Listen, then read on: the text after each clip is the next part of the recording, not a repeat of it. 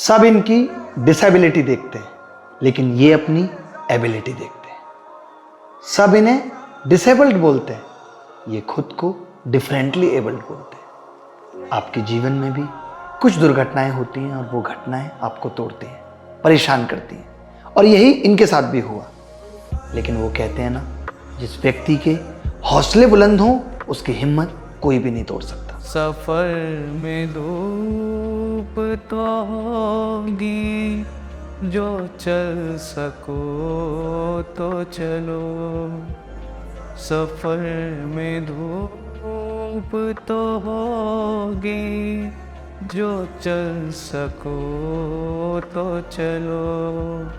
Sir बचपन से ही बहुत अच्छे हैं पढ़ाई में। इनका 1 साल इन्होंने इसमें NAV में ब्रेल में किया था और हमने इनके साथ ब्रेल की थी। अब मेरे मन में एक सवाल आ रहा था कि मैंने देखा है सोसाइटी में कि जब हमारे घर में जैसे कोई भी संतान होती है, कोई सी ज़रा सी भी अगर कोई दिक्कत होती है तो हम उसका सोचने लगते फ्यूचर की क्या करेगा, कैसे करेगा। यूँ तो लोग बंद आंखों से भी सपने देखते हैं और खुली आंखों से भी, लेकिन कुछ ऐसे लोग भी हैं दुनिया में जिनकी आंखें खुली हो या बंद, सामने हमेशा अंधेरा ही रहता है। और जहाँ दोस्तों अंधेरे में हमें कुछ भी नज़र नहीं आता, वहाँ सपने कैसे नज़र आएंगे। बट वो कहते हैं ना कि ईश्वर अगर हमसे कुछ छीन लेता है तो उसके बदले में हमें कुछ ज़रूर देता है। हमारी सबसे बड़ी कमज़ोरी ही हमारी ताकत बन जाती है। इंसान की ताकत उसकी आत्मा में होती है और आत्मा कभी विकलांग नहीं होती। जी हाँ दोस्तों, ऐसे ही 2 लोग हमारे साथ हैं आज हमारे इस मंच पर। तो मैं आप सभी के सामने स्वागत करना चाहूँगा। हमारे साथ में है नितिन और नितेश, और इन दोनों ही स्टूडेंट्स ने दोस्तों एक बहुत ही अच्छा इतिहास रचा है। आँख न होने के बावजूद भी कैसे इन्होंने पढ़ाई करी, और ना सिर्फ पढ़ाई करी, पढ़ाई के साथ साथ SSC CGL में बहुत ही अच्छी एक पोस्ट भी हासिल करी। हालांकि दोस्तों हमारे साथ दोनों जो स्टूडेंट्स हैं उनमें से जो नितेश हैं उनका सिलेक्शन हो गया SSC CGL 2022, और जो नितिन है वो जस्ट कुछ ही नंबर से रह गए। बट मुझे पूरी उम्मीद है, पूरा विश्वास है कि नेक्स्ट अटेम्प्ट में ये ज़रूर अपना सिलेक्शन हमको लेकर देंगे और नेक्स्ट टाइम हम इनके साथ भी इंटरव्यू कर रहे होंगे। लेकिन आज दोनों को मंच पर लाने का दोस्तों सिर्फ मेरा एक ही मकसद था कि वो सभी स्टूडेंट्स या वो सभी लोग जो किसी ना किसी अपने शरीर की किसी कमज़ोरी से या किसी कमी से हताश हो जाते हैं, आज शायद इन दोनों की बातें सुनकर, इन दोनों को यहाँ देखकर एक अलग ही प्रेरणा उनके अंदर जाग सकती है। तो सबसे पहले मैं बात करना चाहूँगा नितेश से। नितेश, आप एक बार सभी व्यूअर्स को बताइए कि आपका सिलेक्शन किस पोस्ट पर हुआ है। हेलो टू ऑल, मेरा नाम नितेश है and I am selected for postal assistant in SSC CGL 2022। Okay. And Nitesh, आपसे छोटी सी बात जानना चाहूँगा, आप कहाँ के रहने वाले हो, आपकी स्टार्टिंग स्कूलिंग कैसी थी, और उसके बाद ये जो कहना तो नहीं चाहिए क्योंकि हर इंसान के अंदर कुछ ना कुछ कमी होती है, बट ये एक ऐसी चीज़ थी जो बचपन से शायद आपके साथ थी। आप थोड़ा बहुत भी देख सकते हैं कम्प्लीटली? नहीं sir, I am completely blind. Okay. तो बचपन से स्कूलिंग वगैरह कैसी रही, और क्या आपका स्कूल में जब जाते थे तो आप किस तरीके से अपनी स्टडीज़ को आपने देखा आगे? सर, हमारी स्कूल DAV पब्लिक स्कूलिंग हुई है, और हम लोग स्टार्टिंग में हमारा एक ब्लाइंड स्कूल होता है जिसके अंदर हम लोग ब्रेल सीखते हैं, ठीक है, जिससे हम पढ़ते हैं। और उसके बाद हम लोग 2nd क्लास में DAV में पढ़े थे, and till 10th we are in DAV, और 11th-12th हमने CRPF स्कूल से किया। ओके। सो बेसिकली आप लोग दिल्ली के ही रहे? यस सर, हम लोग दिल्ली के रहने वाले। ठीक है। तो नितेश, मैं आपसे जानना चाहूँगा कि आप लोग जब देखिए बचपन में तो जाहिर सी बात है कि एक टाइम तक नहीं पता चल पाता है कि हमें क्या प्रॉब्लम है, लेकिन एक टाइम पर जब आपको पता चला कि एग्जैक्टली हमारे साथ प्रॉब्लम क्या है, तो आपने कैसे उसको क्या रिएक्शन था आपका उस पर? सर, जब हम 6 years के थे तब लाइक 6-7 years तक इंसान जो बच्चा होता है उसको थोड़ा लाइक नॉलेज वगैरह होने स्टार्ट होती है। तो जब हम लोग 6 years के थे तब हमारी स्कूलिंग स्टार्ट हुई थी ब्लाइंड स्कूल के अंदर, और हमारी जो मदर थी उन्होंने she had played a very important role in our life. Parents जो हमारे हैं, हमारे फादर जो हैं वो CRPF में हैं, और लाइक उनकी पोस्टिंग दिल्ली में है, दिल्ली में होती रहती है, बट इस बार छत्तीसगढ़ में उनकी पोस्टिंग। तो हमारी मदर और फादर हैं, उन्होंने बहुत इंपॉर्टेंट रोल प्ले किया। फादर ने फाइनेंशियली, और हमारी जो मदर है वो सुबह 6 बजे गाड़ी लेके जाती थी। पहले हम लोग नजफगढ़ रहते थे स्टार्टिंग में, ठीक है, तो वहाँ से वो गाड़ी लेके जाती थी और हम लोग वसंत कुंज DAV स्कूल में, like she woke up at 6-5 AM, और वहाँ से हम लोग स्कूल में जाते थे और शाम को आते आते 4 बज जाते थे। और उसके बाद हम, क्योंकि स्टार्टिंग में टिल 4th-5th क्लास हम लोग ब्रेल में लिखते थे, तो जो टीचर्स होते थे वो लाइक होमवर्क वगैरह होता था तो टीचर्स जो थे वो प्रिंट मांगते थे। तो हम क्या करते थे कि पहले हम लोग ब्रेल में लिखते थे और उससे नीचे मम्मी प्रिंट करती थी, ठीक है। तो लाइक रात को 10, 11, 12 बजे तक मम्मी प्रिंट करती थी, टीचर्स वगैरह तब काम चेक करती थी। तो स्टार्टिंग की जो हमारी लाइफ थी वो बहुत स्ट्रगल भरी रही थी, क्योंकि लाइक मम्मी को भी बहुत स्ट्रगल हुआ था, हम लोग को भी स्ट्रगल हुआ था जब हम लोग 4th-5th क्लास तक थे। बट उसके बाद हमने कंप्यूटर चलाना स्टार्ट किया। हमारे जो मामा जी हैं, he had also played an important role. उन्होंने हमें बताया कि तुम लोग कंप्यूटर पे जाओ जिससे तुम्हें हेल्प मिलेगी थोड़ी, ठीक। उसके बाद हम लोग ने कंप्यूटर वगैरह चलाना स्टार्ट किया और आज ये सिचुएशन है कि हम लोग कॉलेज के पेपर्स भी हम लोगों ने 11th-12th सारे पेपर्स हम लोगों ने कंप्यूटर पे दिए हैं। एग्जैक्टली, बिल्कुल। तो ये तो रही आपकी स्कूल की जर्नी। नितिन, आपसे पूछना चाहेंगे कि आप दोनों ही काफ़ी टाइम से जो है क्लासेस कर रहे हो मुझसे, तो मुझे पता है आप लोगों की परफॉर्मेंस ओवरऑल क्या रहती थी, लेकिन आप बहुत टाइम बाद मुझे लाइफ में मिले और तब से मुझे पता चला। लेकिन आपका जो स्टडी के रिगार्डिंग जो रिएक्शन था, कि आपने क्या सोचा था कि मुझे भी आगे स्टडी कंटिन्यू करना है कि नहीं करना है? क्या कोई चैलेंजेस फेस किया आपने भी? बहुत सारे चैलेंजेस थे हमारे पास जब हम स्कूलिंग में, अगर स्कूलिंग की बात करें हम, तो मतलब ये होता था कि टीचर हमारे साथ कोई पार्टनर बैठाती थी बच्चे को, अच्छा। जो कि हमें काम कराता था। तो वो हमारी सिचुएशन बड़ी अजीब सी थी कि लोग हमारे साथ बैठने के लिए तैयार नहीं होते थे, इनको लिखवाना पड़ेगा यार। और क्योंकि टीचर्स ब्लैक बोर्ड पर लिखती थी, हम पूछते रहते थे भाई बताना क्या लिखा हुआ है, अरे कुछ नहीं लिखा हुआ। तो बड़ा ही इग्नोरिंग टाइप का जो सोसाइटी का माहौल होता है वो भी हमें फेस करना पड़ा था। और मतलब अगर आपके बारे में बताऊँ तो you are the best teacher of our life, because हमने बहुत सारे टीचर्स देखे थे। मतलब हम 12th के बाद ही हमने स्टार्ट कर दिया था कि हम जॉब लगेंगे। उसके कोचिंग वगैरह, ऑफलाइन कोचिंग हमने चूज़ नहीं की। हमने बहुत सारे इंस्टीट्यूट्स में गए ऑफलाइन कोचिंग के, उन्होंने किसी ने यार इनको कैसे पढ़ाएंगे यार हम, इनको कैसे पढ़ाना है, नहीं इनको नहीं पढ़ा पाएंगे हम लोग, डायरेक्टली मना कर देते थे। इसलिए हमने फिर ऑनलाइन चूज़ किया।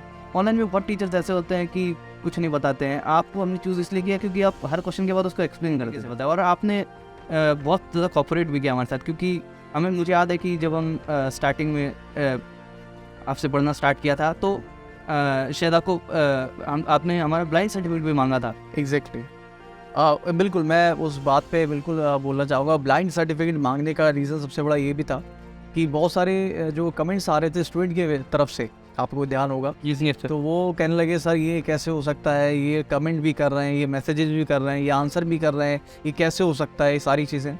लेकिन क्योंकि ऑलरेडी मेरी आपसे बात हो चुकी थी, हम लोग फ़ोन पे भी टच में थे, तो मैंने कहा चलो ठीक है, काम करते हैं, आप सर्टिफिकेट दे दो, सबको दिखा देंगे हम क्लास में, सेटिस्फेक्शन हो। बहुत अच्छा लगा था कि टीचर ने बहुत अच्छा काम किया, क्योंकि बच्चों को फिर यकीन नहीं होता है। बिल्कुल, बहुत सारे ऐसे कमेंट्स आते हैं, अरे ये कैसे कर रहे हैं, बिल्कुल थोड़ा ना पता चलता है कैसे। और सर आपको चूज़ करने के हमारे बेसिकली 2 रीजंस थे।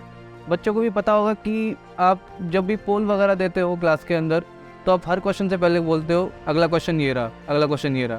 तो वो एक साइन इंडिकेट करता है कि हम अगला क्वेश्चन आ गया। और बहुत सारे टीचर्स वगैरह होते हैं, वो समझाते अच्छे तरीके से हैं, बट वो क्योंकि वो जब पोल देते हैं तो बताते नहीं कि अगला क्वेश्चन आ गया, तो इसलिए हम लोग कर नहीं पाते थे।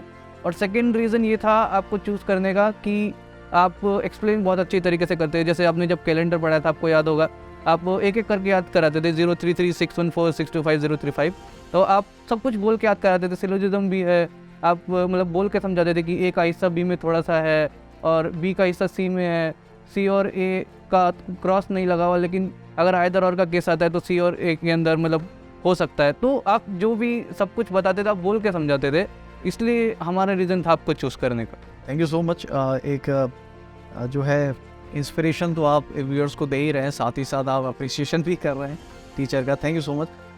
नितिन, मैं आपसे जानना चाहूँगा कि नॉर्मली क्या होता है कि जैसे अगर कोई सेंस हमारा बॉडी में कोई वीक है, तो कहते हैं कि ईश्वर हमें कोई ना कोई दूसरा कोई सेंस हमारा काफ़ी स्ट्रॉन्ग करके भेजता है। तो क्या आप लोगों के साथ ऐसा कुछ है? नितिन से क्वेश्चन है कि क्या आपको क्या लगता है कि कौन सा वो सेंस है जो दूसरा आपका बहुत स्ट्रांगली बिहेव करता है? सर मेरे हिसाब से माइंड, क्योंकि हम दोनों की स्टार्टिंग से कैचिंग पावर बहुत अच्छी रही है। आपने भी देखा होगा कि जब आपने 1-2 बार सिलोजिज्म पढ़ाया था एग्जैक्टली तो हमने बहुत अच्छी तरीके से हमें पता चला कि हमारी सबसे बेस्ट पावर है कि हम इमेजिन कर पाते हैं चीज़ों को बहुत अच्छे तरीके से। कि अगर मान लो आप बताते हो कि क्या बोलते हैं, एक डायरेक्शन में एक लड़की जा रही है, फिर वो लेफ़्ट मुड़ी, फिर वो एक बार फिर से लेफ़्ट मुड़ी, फिर 45 डिग्री टर्न लिया, हम लोग पूरे दिमाग में हमारे चल रहा होता है कि हाँ चलिए चल रही है, फिर उसके बाद मुड़ी, उसके बाद फिर से मुड़ी और फिर उसके बाद 45 डिग्री टर्न लिया, तो इसका आंसर ये हो।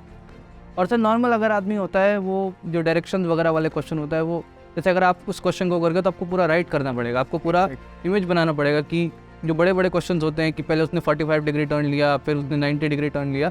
तो हमारे में एक खूबी ये है कि हम लोग वो क्वेश्चन इमेजिन करके करते हैं, तो इसलिए हम लोग क्वेश्चन जल्दी सॉल्व करते हैं। सिलोजिज्म हुआ, डायरेक्शन वगैरह वाले क्वेश्चन हुए, ये लोग क्वेश्चन हम लोग जल्दी सॉल्व कर पाते हैं क्योंकि हम लोग इमेजिन करते हैं। तो आपके में ज़्यादातर मुझे पता है कि नॉन वर्बल का पार्ट बिल्कुल भी नहीं आता है ना, इमेजेस का कोई क्वेश्चन नहीं आता है, लेकिन बाकी जो वर्बल के क्वेश्चंस बचे तो आप कॉपी पे सॉल्व तो करते नहीं होगे। No sir. तो आप सारे क्वेश्चन माइंड में सॉल्व करते हो? Yes yes. कुछ क्वेश्चन हमें करने में प्रॉब्लम आती है, जैसे जो सिटिंग अरेंजमेंट वाले क्वेश्चन होते हैं। एग्जैक्टली। उसके अंदर जैसे एक गोल टेबल में यस सर बाहर देख रहे हैं, तो उसको ऑब्वियस ही बात है कि बनाने में दिक्कत है। सर सीधी लाइन वाला तो हम आराम से हो जाता है कि अच्छा। उसमें सीधे सीधे बैठे होते हैं। अच्छा। स्क्वायर होता है या फिर जो सर्कल होता है, उसमें इमेजिन करने में प्रॉब्लम हो जाती है कि मतलब अगर मान लो 8-10 लोगों का क्वेश्चन होता है, तो फिर हम जो हमारे साथ पेपर में, आपको पता ही होगा, हमारे साथ स्क्राइब। बिल्कुल एग्जैक्टली मैं उसी पॉइंट पे आने वाला था कि काफ़ी स्टूडेंट सोच रहे होंगे फिर ये सॉल्व कैसे करते हैं आप लोग। दोस्तों एक स्क्राइब होता है जिसको हम हेल्पर भी बोल सकते हैं, तो वो हेल्पर जो है हमेशा स्टूडेंट्स के साथ जाता है और 20 मिनट एक्स्ट्रा आपको मिलते हैं एग्जाम पे, 20 मिनट। तो वो हेल्पर को ये क्वेश्चन, वो हेल्पर जो है वो क्वेश्चन पढ़ के बताता है, ये लोग सॉल्व करते हैं और वो उसको सॉल्व, अब जो भी टिक करना है जैसा भी है वो सारी चीज़ें। और दोबारा सर इन स्क्राइब होते हैं, ये वाले जो क्वेश्चन होते हैं सिटिंग अरेंजमेंट, इसके अंदर स्क्राइब का बहुत इंपॉर्टेंट रोल प्ले करता है। क्योंकि फॉर एग्जांपल आप हमारे स्क्राइब हो, तो आप अपने क्वेश्चन पढ़ा कि 7 people are sitting in a circular table, A is sitting 3 positions right to B, ठीक है। तो हमने आपको बोल दिया आप ए को 3 पोजीशंस राइट बिठाओ, अगर आपने गलत बिठा दिया तो क्वेश्चन हमारा गलत हो। तो इस क्वेश्चन, ऐसे जो क्वेश्चन होते हैं, इनमें स्क्राइब का बहुत इंपॉर्टेंट रोल प्ले करता है। बिल्कुल, मुझे आज भी याद है कि स्क्राइब के लिए, आई थिंक स्क्राइब के लिए आपको काफ़ी दिक्कत उठानी पड़ी। सर हम बताएं आपको, सीजीएल का एग्ज़ाम सेकेंड ईयर था हमारा, अगले दिन पेपर है और हम रात को 9 बजे तक स्क्राइब ढूंढ रहे हैं। एग्जैक्टली। हमारा पेपर कैंसिल होने वाला था दोनों का, क्योंकि एक तो स्क्राइब मिल गया था, आकाश सर ने अरेंज कराया था वो, और वो अभी तक हमारे टच में है, उसको भी हमने बताया था। तो लेकिन दूसरा स्क्राइब नहीं मिल रहा। बट सर वो लोग मना कर देते थे कि यार हम लोग इनका पेपर कैसे देंगे, और हम लोग को पूरा बोल बोल के सुनाना पड़ेगा। बिल्कुल, मुझे याद है आज भी आपका रात में 9 साढ़े 9 बजे फ़ोन आया कि सर ऐसा ऐसा एक स्क्राइब मिल गया, एक नहीं मिल रहा है। तो फटाफट मैंने कहा ठीक है, देखते हैं कहीं पर कहाँ अरेंजमेंट हो सकता है इतनी जल्दी। तो खैर ये था कि लास्टली होपफुली वो मिल गया, वो काफ़ी अच्छा स्क्राइब था, और आज शायद उसी एग्ज़ाम को ही आपने क्रैक किया। यस है ना, उसी को क्रैक, इसी को आप क्या बोल सकते हो, डेस्टिनी बोल सकते हो, किस्मत बोल सकते हो कि एक टाइम पे जो एग्ज़ाम हम छोड़ने वाले थे, यार एग्ज़ाम छोड़ना पड़ेगा, स्क्राइब ही नहीं मिल रहा, और आज उसमें सेलेक्टेड बैठे हो। यस सर, बिल्कुल सही बात है। तो नितेश, मैं आपसे बोलना चाह रहा था कि जैसे कि आप कोई भी चीज़ पढ़ते हो, पढ़ने के बाद आपको एग्जामिनेशन से पहले उसका रिवीजन और प्रैक्टिस करना बहुत ज़रूरी हो। Yes sir. तो आपने सारा बेसिक पढ़ लिया, सारे कॉन्सेप्ट पढ़ लिए सारे सब्जेक्ट्स के, लेकिन फिर रिवीजन और प्रैक्टिस कैसे करते थे आप? सर आपकी क्लास बहुत इंपॉर्टेंट रोल प्ले किया। आप हर रोज़ 5 PM 7 PM वगैरह पे अभी क्लास लेते हो, तो उस क्लास ने बहुत इंपॉर्टेंट रोल प्ले किया। क्योंकि स्टार्टिंग में जब आप सीखते हो तो आपका बेसिक तो इंपॉर्टेंट हो जाता है, बट आपकी जो स्पीड है वो बहुत इंपॉर्टेंट रोल प्ले करती है एग्ज़ाम के अंदर। तो जो आपकी क्लासेस थी, आपने हर क्वेश्चन से पहले आप बोलते थे अगला क्वेश्चन ये रहा, अगला क्वेश्चन ये रहा, आप जिस तरीके से क्वेश्चन को समझाते थे, तो उसकी वजह से हमारी जो स्पीड थी वो इंक्रीज़ हुई। बिल्कुल। ये जो एसएससी सीजीएल का आपका मतलब मेन मोटिव एसएससी का सीजीएल का एग्ज़ाम था? स्टार्टिंग में जब हम लोग में 12th में थे, तो we want to do UPSC. Okay. Starting की अगर हम आप पूछो तो, बट हमने जब ब्लाइंड पीपल की जर्नी देखी यूपीएससी के लिए, तो उसके अंदर ये था कि राइटर की स्पीड बहुत इंपॉर्टेंट रोल प्ले करती है यूपीएससी के अंदर। बच्चे भी जानते होंगे कि यूपीएससी के अंदर बहुत सारे क्वेश्चन आते हैं और टाइम भी मिलता है, बट आंसर जो होते हैं वो बहुत बड़े बड़े लिखने होते हैं यूपीएससी के अंदर। तो उसके अंदर राइटर की स्पीड बहुत इंपॉर्टेंट रोल प्ले करती है। और लाइक हमें क्योंकि राइटर्स वगैरह नहीं मिल पा रहे थे अच्छे से, और कोचिंग वगैरह भी ऑनलाइन भी ऑफलाइन भी यूपीएससी की बहुत ही मतलब ना के बराबर मिल रही थी हम लोगों को। तो इसलिए हम लोगों ने सोचा चलो ठीक है हम यूपीएससी रहने देते हैं और एसएससी की तरफ जाते हैं। और यूट्यूब के अंदर बहुत सारी टीचर्स वगैरह को हम बोलते थे कि सर आप थोड़ा क्वेश्चन बोलो, तो like they reacted very badly कि आपको क्वेश्चन समझ नहीं आ रहा, कोई बात नहीं, if you can not see then I can not speak. लोगों ने मतलब टीचर्स ये तक बोलते थे। लेकिन फिर हमने आपको कांटेक्ट किया, आपने बोला कि ठीक है मैं क्वेश्चन वगैरह बोल तो नहीं सकता लेकिन मैं तुम्हें बोल बोल के बाद में समझा दूंगा, आपने कहा था मुझे याद है।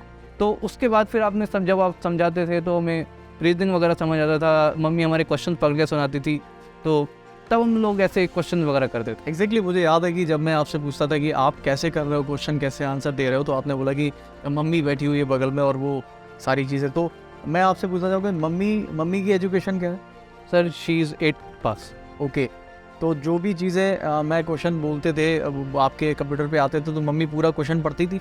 Yes sir. मम्मी को थोड़ा मतलब इंग्लिश वगैरह पढ़ने में थोड़ा प्रॉब्लम आता है, बट मम्मी हिंदी में पढ़ती थी क्वेश्चन। क्वेश्चन क्योंकि बायलिंगुअल। यस सर, बायलिंगुअल दोनों होते हैं, तो मम्मी हिंदी में पढ़ती थी, हम पूरा क्वेश्चन समझ जाते थे। अच्छा, तो आपको समझने में कितना टाइम लगता था उस क्वेश्चन को? सर हमें एटलीस्ट 20-30 सेकेंड, इसलिए जो 20 सेकेंड वाले क्वेश्चन होते थे जैसे सिलोजिज्म वाले होते थे या फिर जो न्यूमेरिकल क्वेश्चन होते थे वो लोग बच्चे जानते होंगे कि they have not seen and you also know कि हम लोग कभी टॉप 10 टॉप 15 वगैरह में नहीं आते थे। उसका यही रीज़न था कि जब मम्मी पढ़ के सुनाती थी तो हमें क्वेश्चन थोड़ा अंडरस्टैंड वगैरह करने में टाइम लगता था। और जब हमारा एक स्क्रीन रीडर होता है जो कि स्क्रीन के ऊपर जो चीज़ लिखी होती है वो पढ़ता है, तो जब हम स्क्रीन रीडर से पढ़ते थे जो बच्चों के कमेंट्स वगैरह होते थे यूट्यूब के ऊपर वो भी ऊपर आ जाते थे, तो क्वेश्चन कभी कभी नीचे छुप जाता था। ऑब्वियसली आप पीछे हो जाते थे आंसर लगाने में। यस। हाँ, तो और जो न्यूमेरिकल क्वेश्चन होते थे वो 5 को कभी 9 पढ़ देता था, 9 को 1 पढ़ देता था, तो उसकी वजह से हम क्वेश्चन वगैरह अच्छे से सॉल्व नहीं कर पाते थे। ओके, तो नितिश आपसे जानना चाहूँगा कि आपकी जो लास्ट मिनट प्रिपरेशन है, कुछ स्ट्रेटजीज आप बना के जाते थे एग्ज़ाम में? हाँ सर, स्ट्रेटजीज यही रहती थी कि लाइक हमारी जो फील्ड होती है बच्चों ने देखा होगा उसके अंदर कट ऑफ बहुत कम आता है, लाइक 50 के आसपास, जो मतलब या 60-70 के आसपास कट ऑफ बहुत कम आती है। तो मेरी स्ट्रेटजी ये रहती थी कि यार हर क्वेश्चन को नहीं करना है, क्योंकि जितने ज़्यादा आप क्वेश्चन करने पे फोकस करोगे, स्टार्टिंग के जो एग्ज़ाम्स थे, हमने जब MTS वगैरह दिया था या NWDA में हमने एक एग्ज़ाम दिया था क्लर्क वगैरह का, तो उसमें हमने क्या किया था कि सभी क्वेश्चन करने की सोचा था कि यार 100 क्वेश्चन हमें 80+ करके आने। तो नेगेटिव उसमें क्या होता था, नेगेटिव मार्किंग हम लोगों को नीचे गिरा देता था। तो इस साल भी हमने जब CGL वगैरह दिया, CHSL वगैरह दिया, तो हम लोगों ने सोचा यार सब क्वेश्चन करके नहीं आना है, बिल्कुल। जिन क्वेश्चन में आप ज़्यादा कॉन्फिडेंट हो वो क्वेश्चन करो और कम से कम गलत करो। एक्यूरेसी बहुत इंपॉर्टेंट रोल प्ले करती है। तो आपके लाइफ में सबसे बड़ा मोटिवेशन अगर हम देखें तो किसने प्ले किया? सर पेरेंट्स और हमारे मामा जी, बिकॉज उन्होंने 2nd क्लास में हमें कंप्यूटर ला के दे दिया था। एक टॉकिंग टेबल नाम का सॉफ्टवेयर होता था उस टाइम पे। हम स्कूल में क्लासेस करते थे लैंड स्कूल में कि ESGF GH GKL पूरा कीबोर्ड सीखते थे, तो हमने हमारे 2nd क्लास में कंप्यूटर आ गया था हमारे घर पे। और उसके बाद जैसे जैसे क्लासेस बढ़ती रही, हमें कंप्यूटर पे लोग सोचते हैं कि कैसे टाइपिंग करते हैं लोग, क्योंकि हमारा लाइफ ही टाइपिंग के ऊपर बेस्ड है। बिल्कुल सही बात है। क्योंकि आप लोग पेन पेपर से जो चीज़ करते हैं वो लोग हम टाइप करके करते हैं। बिल्कुल। अच्छा, आप थोड़ा सा पढ़ाई से अलग हट के अगर बात करें तो इसके अलावा आप लोगों की हॉबीज़ क्या क्या है? लाइक हॉबीज़ वगैरह हैं हमारी थोड़ी बहुत, खेलना वगैरह, क्रिकेट है नितिन की हॉबी, और हम लोग सिंगिंग वगैरह करते हैं थोड़ा बहुत। ओके, तो सिंगिंग की बात करिए तो एक छोटा सा गाना हो जाए। सर अभी कौन गाता है आप दोनों गाते हैं। तो एक साथ गाते हैं सर। तो आप कुछ 2-3 लाइन गुनगुना सकते हैं हमारे साथ? सर एक गाना मुझे याद आ रहा है जो मतलब इससे हमारे जो इससे बड़ा। बिल्कुल। Okay start. सफर में धूप तो होगी, जो चल सको तो चलो, सफर में धूप तो होगी, जो चल सको तो चलो, सभी है भीड़ में तुम भी निकल सको तो चलो, सफर में धूप तो होगी, जो चल सको तो चलो, यहाँ किसी को कोई रास्ता नहीं देता, यहाँ किसी को कोई रास्ता नहीं देता, मुझे गिरा के अगर तुम संभल सको तो चलो, सफर में धूप तो होगी, जो चल सको तो चलो। क्या बात है, क्या बात है भाई, तालियां हो जाए इस बात पे। तो स्टूडियो में बैठे हुए सभी लोग भी बड़े ही, मतलब आपने सबसे अच्छी बात थी, आवाज़ तो बहुत अच्छी है ही, साथ में सिंगरिज्म कितना अच्छा है। नज़र नज़र की बात है, किसी को किसी तरह से दिखता है, किसी को किसी तरीके से दिखता है, लेकिन आज अगर हम देखें तो अब वही सोसाइटी आपको अलग ही नज़र से देखेगी। अब ये होता है। यू वोंट बिलीव कि अभी तक जितने भी एग्जाम्स में गए हैं, हम पेपर वगैरह देने, we were the smallest one. अच्छा, blind blind student, we were the smallest. कोई 35 इयर्स का रखा है, उसकी वाइफ है, उसके बच्चे हैं, उसके बाद जॉब नहीं है। कोई 36 इयर्स का रखा है, कोई लेट ब्लाइंड हुआ है, कोई पर्सन 21-22 के बाद, उसके बाद जॉब नहीं है। तो हमारी कम्युनिटी में अगर देखो तो अगर नॉर्मल पीपल की 100 वैकेंसी निकलती है तो 100 के ऊपर हमारी एक वैकेंसी निकलती है। एग्जैक्टली। और सर उसमें भी क्या हो जाता है, उसमें भी HH वाले जो वन हैंड या वो भी आ जाते हैं, एग्जैक्टली, जो NHO है मतलब वो भी आ जाते हैं। सर हमारी मतलब लोगों को लगता है रिजर्वेशन इनके पास, इनको क्या करना है, बट सर हमारा कंपटीशन बहुत टफ है। मैं उसी पे आने वाला था कि अगर मैं देखूँ तो इस कैटेगरी के अंदर भी अलग अलग स्पेशलिटीज़ हैं। ये सर, तो क्या इसमें भी कंपटीशन काफ़ी टफ हो जाता है? बहुत है, कंपटीशन बहुत टफ हो जाता है क्योंकि बच्चे बहुत हैं। आप देखोगे सबसे ज़्यादा ब्लाइंड इंडिया में, और हमारी पॉपुलेशन बहुत ज़्यादा है, बच्चे भी बहुत ज़्यादा है, तो इसलिए कंपटीशन बहुत ज़्यादा हो जाता है। एग्जैक्टली, मतलब ये ज़्यादातर लोग होते हैं ग्रेजुएशन के बाद तैयारी करते हैं। ये बहुत ख़राब पॉइंट होता है कि हमारी सोसाइटी का, कि ब्लाइंड लोगों को नॉलेज नहीं होती कि कोचिंग वगैरह कौन देता है, रीजनिंग वगैरह कैसे पढ़ते हैं। ब्लाइंड लोगों को कोई नॉलेज नहीं होती, वो लोग बहुत देर बाद कोचिंग वगैरह स्टार्ट करते हैं। किसी ने ग्रेजुएशन कर रखी है, किसी ने पोस्ट ग्रेजुएशन कर रखी है, और मतलब we have seen one person, वो 30-35 ईयर्स का था, उसको कुछ भी नहीं पता कि रीजनिंग वगैरह कैसे पढ़ते हैं। क्योंकि अगर आप सोसाइटी में जाके देखोगे, हमने जैसे आपको बताया ऑफलाइन इंस्टीट्यूशन वगैरह के अंदर हम जाते थे, तो लोग पढ़ाने के लिए मना कर देते थे कि यार इनको हम पढ़ाएंगे कैसे। तो ये बहुत बड़ी प्रॉब्लम है सोसाइटी के अंदर कि लोगों को पता नहीं है कि हम लोगों के साथ इंडिकेट वगैरह कैसे करना है, हम लोगों को कैसे पढ़ाना है। अब हमने तो आपको बता दिया, जब आप हमसे मिले थे, आपने बात वगैरह की, कि हमने तो आपको बता दिया कि सर हमें आप क्वेश्चन बोल के पढ़ाओ। और बट बहुत सारे टीचर्स भी ऐसे होते हैं जो ब्लाइंड लोगों से इंडिकेट वगैरह नहीं करते, या फिर ब्लाइंड बच्चों को भी इतना नॉलेज नहीं है कि यार कोचिंग वगैरह कैसे मिलेगी, कौन टीचर देगा। तो ये बहुत बड़ी प्रॉब्लम हमारी सोसाइटी के अंदर, और इसलिए मतलब ये जो कम्युनिटी है, जो डिसेबल्ड कम्युनिटी है, बहुत पीछे है सोसाइटी। ओके। और सर एक चीज़ और है, रिएक्शन लोगों का बहुत ज़्यादा होता है।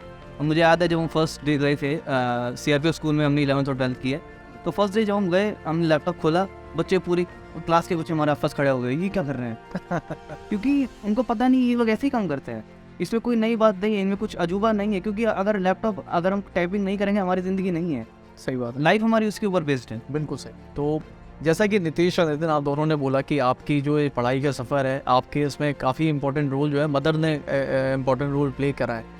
तो मैं सोच रहा हूँ कि क्यों ना मम्मी जी को भी साथ में बुला लिया जाए, और साथ में बुला के देखा जाए कि वो कैसे नीतीश की सिलेक्शन में अपना रोल प्ले करा, और उनसे भी कुछ व्यूज़ जाने जाए। हो सकता है कुछ ऐसी बातें जो इन्होंने बताई ना, अभी मम्मी जी बताएंगी आके कि हमारे लड़के क्या क्या काम करते थे। सर इससे पहले आप मदर बुलाओ, मैं एक चीज़ बताना चाहूँगा कि मम्मी हमेशा चाहती थी कि पहले नीतीश सिलेक्ट हो।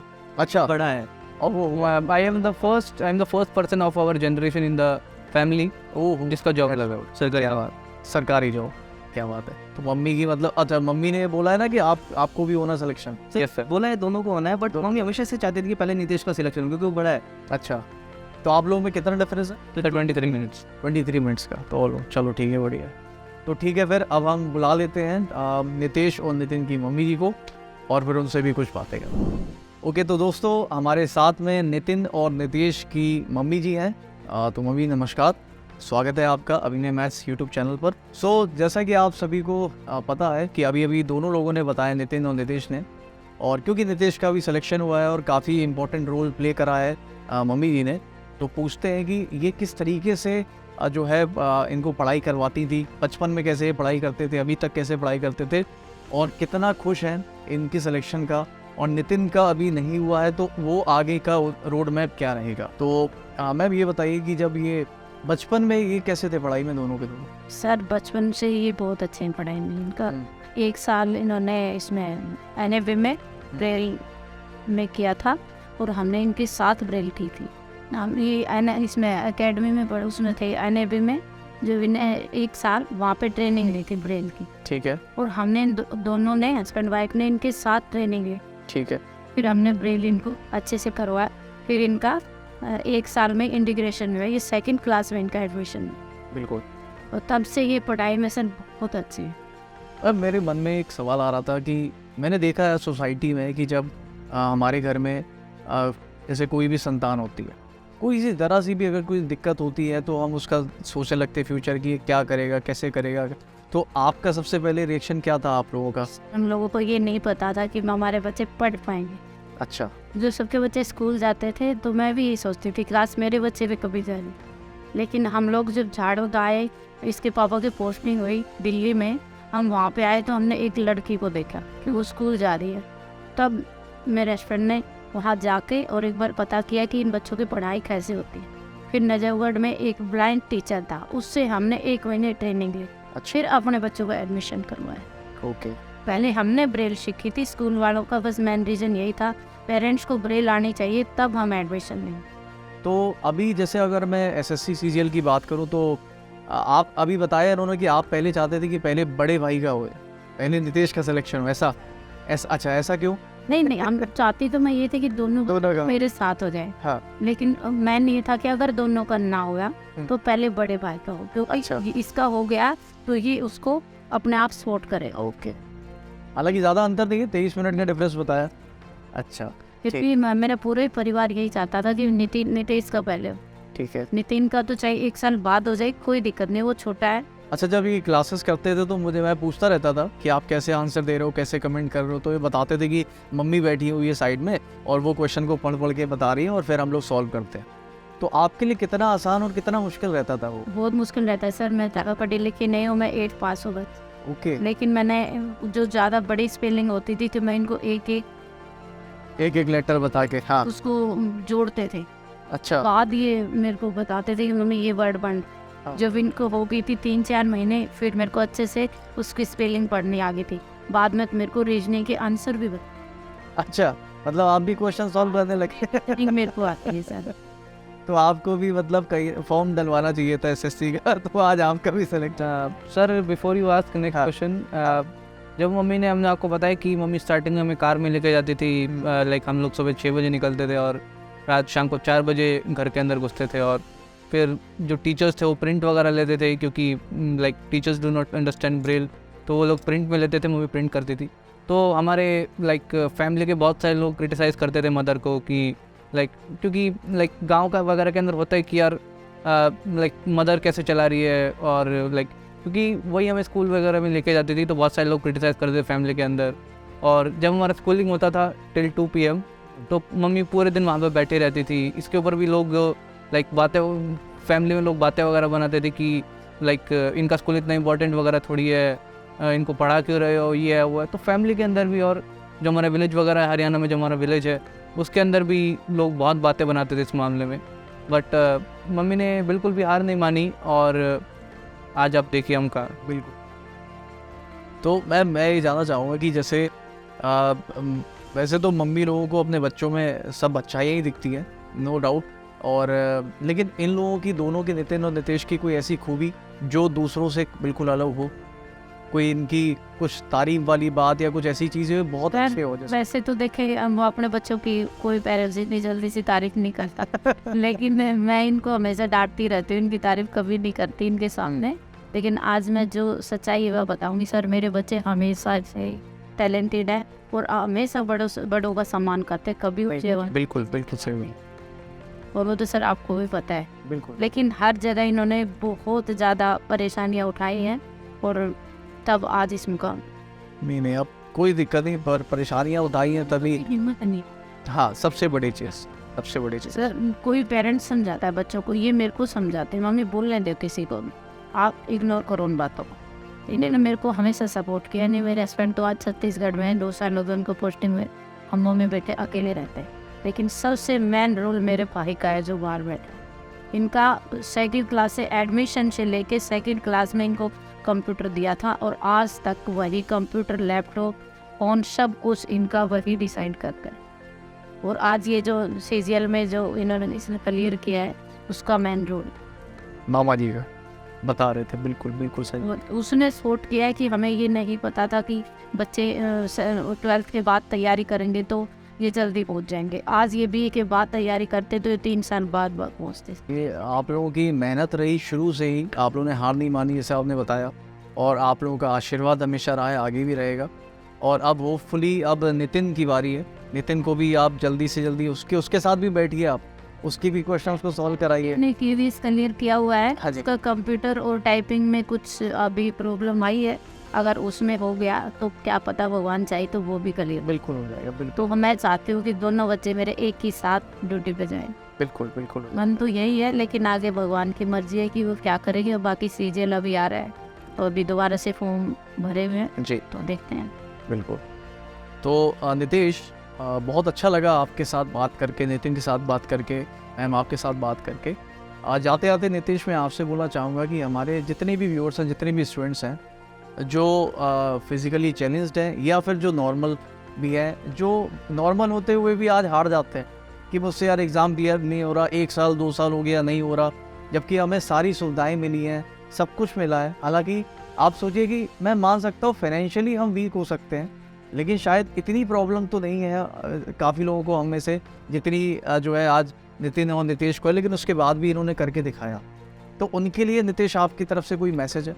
सर पहले तो नॉर्मल लोगों के लिए मैसेज है कि बहुत सारे नॉर्मल लोग ये सोचते हैं कि यार लाइक बड़ी नौकरी की तरफ ज़्यादा भागते हैं नॉर्मल लोग। इफ़ यू सी, आपने भी देखा होगा, आप इतने साल से पढ़ा रहे हो कि जो नॉर्मल बच्चे होते हैं वो थोड़ा बड़ी नौकरी सोचते हैं पहले। तो आई वांट टू से देम कि यार कोई नौकरी बड़ी छोटी नहीं होती। आज मेरा सिलेक्शन पोस्टल डिपार्टमेंट में हुआ है, नितिन ने अभी जो एग्ज़ाम दिया है KVS का वो जूनियर क्लर्क का है।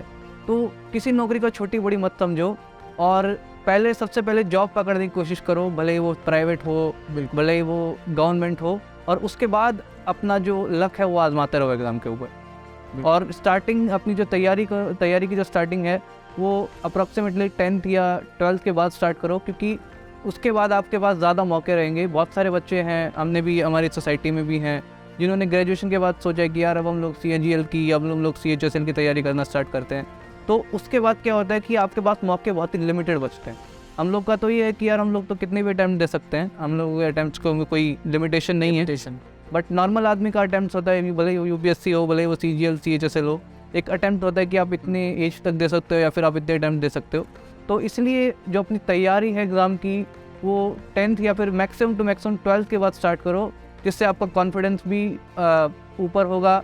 और हर किसी का एग्ज़ाम दो, भले ही आप CGL की तैयारी कर रहे हो, CHSL का दो, MTS का दो, जिस ऑर्गेनाइजेशन के अंदर निकलता है उसके अंदर दो। इससे आपका मोरल डेवलप होगा, आपका कॉन्फिडेंस डेवलप होगा एग्ज़ाम के अंदर बैठने का, क्योंकि क्वेश्चंस ही ज़्यादा इंपॉर्टेंट रोल नहीं प्ले करते, आपका कॉन्फिडेंस बहुत इंपॉर्टेंट रोल प्ले करता है। तो बहुत अच्छा लगा आपसे बात करके। जी मैम प्लीज़। यस, क्योंकि इनकी रीजनिंग को आगे बढ़ाने में आपका बहुत बड़ा हाथ। अगर आप इनको सपोर्ट नहीं करते तो हम नहीं कर पाते। सर आपने क्वेश्चन बोल के, आंसर बोल के करवाया, तब मैं बैठ के करवा पाई हूँ। मैं अपना टीचर ने मना कर कहता सर, हम ऑफलाइन कोचिंग में गए, वहाँ भी हम हिम्मत हार के आ गए थे, हमें गुस्सा भी आता था सर, रोना भी आता था कि आज हम मजबूर हैं। लेकिन आपकी जब से क्लास ली है बच्चों ने, 2 साल हो गए सर, आज रीजनिंग में ये ऐसे है कि 1 नंबर कटता है। इन्होंने पेपर CGL का अभी क्लियर किया है, लेकिन इन्होंने एग्जाम इतने दिए हैं कि उसमें रीजनिंग के नंबर कभी। सर हम लोग मैथ वगैरह में भले ही हमारे नंबर कटते हो, बट रीजनिंग में हमारे मुश्किल से 1 या 2 नंबर कटते हैं। आज ये इतने मतलब स्ट्रॉन्ग हो गए रीजनिंग में सर की आपकी क्लास अभी भी लेते हैं। इनका कुछ भी हो जाए, कोई काम रुको, लेकिन आपकी क्लास नहीं छोड़ती। मेरा तो मैं देखिए मेरा अपना जो फ़र्ज़ है हमारा जो टीचर का होता है, मैं अपना वो फ़र्ज़ निभा सर टीचर बहुत है लेकिन आपके जैसा टीचर नहीं है सर, आपने बहुत सपोर्ट किया हमें। और कोई भी स्टूडेंट है तो उसको हम बेटी और भी कोई भी ऐसा फ्लाइंग बच्चा हो उसको सपोर्ट करो बिल्कुल ताकि बिल्कुल हमेशा बिल्कुल हमेशा मेरे लिए तो सारे स्टूडेंट हमेशा सेम रहे। नितिन नितेश जानते हैं इस बात को, कोई Yes, भी sir, yes. सपोर्ट मांगे ना मांगे हम अपना रोल प्ले कर रहे हैं, हम ऑनलाइन पढ़ा रहे हैं, हमें नहीं पता चलता सामने से उसको क्या ज़रूरत है, लेकिन फिर भी एज अ टीचर जो अपना फ़र्ज़ होता है हम उसको हमेशा न पता होने के बाद भी आपने बहुत और मैं हमेशा कहता हूँ, आज भी कहूँगा कि हमसे ज़्यादा जो रोल होता है, जो मेहनत है वो स्टूडेंट्स की है। रीज़न उसका ये है कि हम तो लाखों बच्चों को डेली पढ़ा रहे हैं, लेकिन उन लाखों में से 100 या 200 ही को सिलेक्शन लेके देते हैं। वो उनका खुद का भी एक मेहनत होती है, नहीं तो ऐसे सभी लाखों बच्चों का सिलेक्शन हो जाना चाहिए। तो हम तो अपना फ़र्ज़ निभाते आ रहे हैं। जो स्टूडेंट अपना फ़र्ज़ निभा देगा आज वो यहाँ पर बैठा होगा हमारे साथ। और यहाँ पर जो है व्यूअर्स, मैं आप सभी लोगों से एक बात कहना चाहता हूँ। बहुत अच्छा मैसेज यहाँ से निकल के आ रहा है। वो सभी पेरेंट्स जो किसी न किसी वजह से हताश हो चुके हैं अपने बच्चों को लेकर, अगर वो फिज़िकली चैलेंज्ड हैं, तो सबसे बड़ी मिसाल है मैम यहाँ पर बैठी हुई सामने। आपने देखा कि शुरुआत में भी ये हताश थी, सोसाइटी ने भी काफ़ी इधर उधर नेगेटिव चीज़ें बोली, सब करा, लेकिन इन्होंने एक बात बोली कि हमने हार नहीं मानी कभी। और एक दो लोगों का जो है सपोर्ट अगर मिल जाता है, जैसे कि मैम को अपने भाई का सपोर्ट मिला, हस्बैंड का सपोर्ट मिला और बच्चों का खुद का भी मिला, तो कहीं ना कहीं आज देख सकते हो कि उसका रिज़ल्ट कितना अच्छा मिला। तो जितने भी यहाँ पर हमारे पेरेंट्स हैं वो हम इस चीज़ से सीख ले सकते हैं कि किसी भी तरह की परिस्थितियों में हमें हार नहीं माननी कभी भी, क्योंकि एक ना एक दिन जो मेहनत हमने करी है उसका रिजल्ट हमें ज़रूर मिलने वाला है। तो इसी तरीके से दोस्तों ये टॉपर्स टॉक जारी रहेगा एसएससी अभिनय मैथ्स यूट्यूब चैनल पर। जुड़े रहिए हमारे साथ। शुक्रिया।